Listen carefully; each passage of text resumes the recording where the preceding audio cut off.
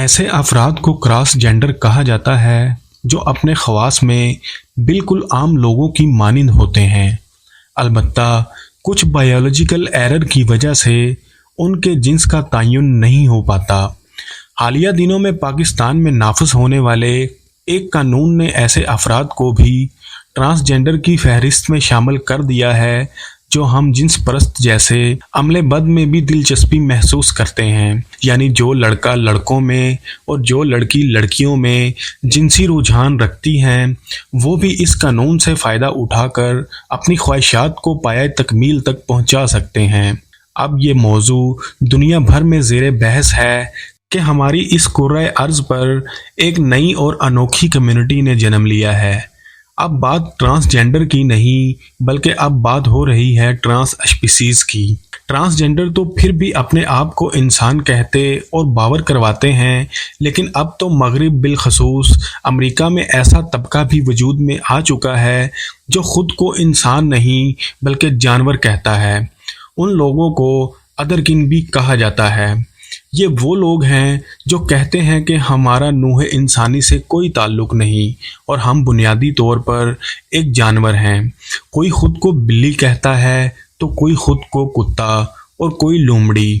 ان لوگوں کے مطابق یہ مختلف جانوروں کی انواع سے تعلق رکھتے ہیں، لیکن کچھ بائیولوجیکل ایرر کی وجہ سے نسل انسانی میں پیدا ہو گئے ہیں۔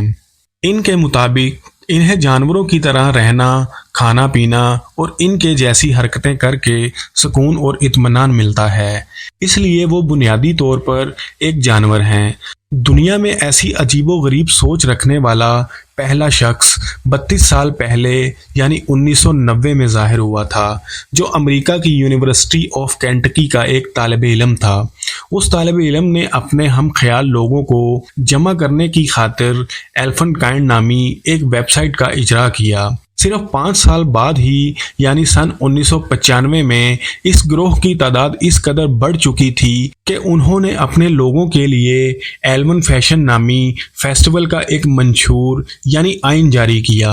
اور آج یعنی حالیہ دنوں میں ایک پوری کمیونٹی وجود میں آ چکی ہے جو خود کو 2 پیروں پر چلنے والا جانور کہتی ہے۔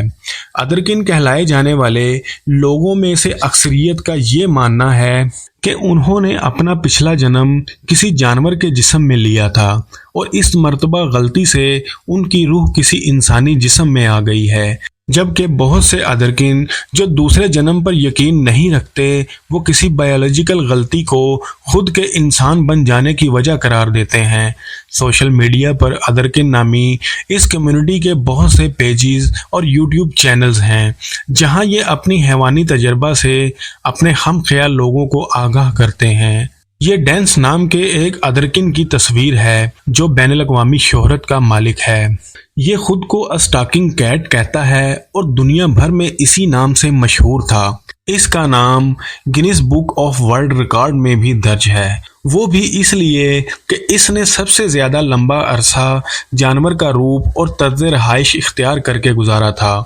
ایک بلی کا روپ اختیار کرنے کے لیے ڈینس نے کئی $1000 خرچ کیے اور پھر ایک ہارڈ ویئر سٹور کے پچھلے حصے میں ایک بلی کی مانند رہنے لگا،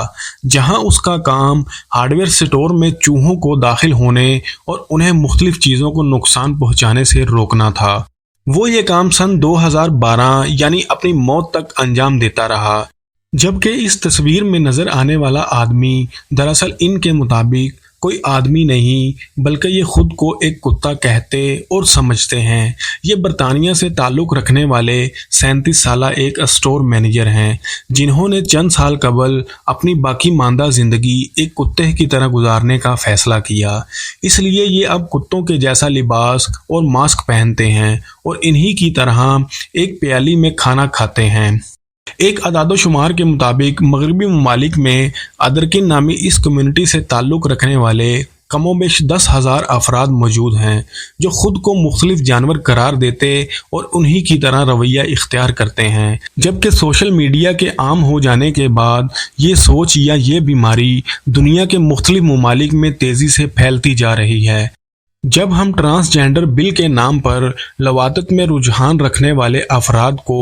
ان کی سوچ کے مطابق ان کو جیون ساتھی چننے کا حق دے دیا ہے، تو اب ہم ایسے افراد کی سوچ کا کیا کریں گے جو خود کو جانور کہلوانے پر بازد ہیں؟ جبکہ اس دنیا میں ایسے افراد بھی موجود ہیں جنہیں کھانے پینے سے زیادہ نشہ آور ادویات لینے میں سکون ملتا ہے، اور ایسے افراد کی سوچ کا کیا ہوگا جو صنف مخالف یعنی عورتوں سے زیادہ چھوٹے بچوں میں جنسی رجحان رکھتے ہیں، جنہیں پیڈوفائل بھی کہا جاتا ہے۔ اگر کوئی شخص فطرت کے برخلاف یا کسی بیمار سوچ میں مبتلا ہو تو معاشرے کو چاہیے کہ وہ اس کی سوچ کی اصلاح کی طرف توجہ دے، بجائے اس کے کہ معاشرے میں رائج قوانین کو ہی اس کی مرضی کے مطابق ڈال دیا جائے۔ اللہ رب العزت نے انسان کو اشرف المخلوقات بنایا ہے اور اس زمین پر بسنے والی تمام انواع میں ممتاز کیا ہے، لیکن جب ہم اس کے بنائے ہوئے قوانین فطرت کو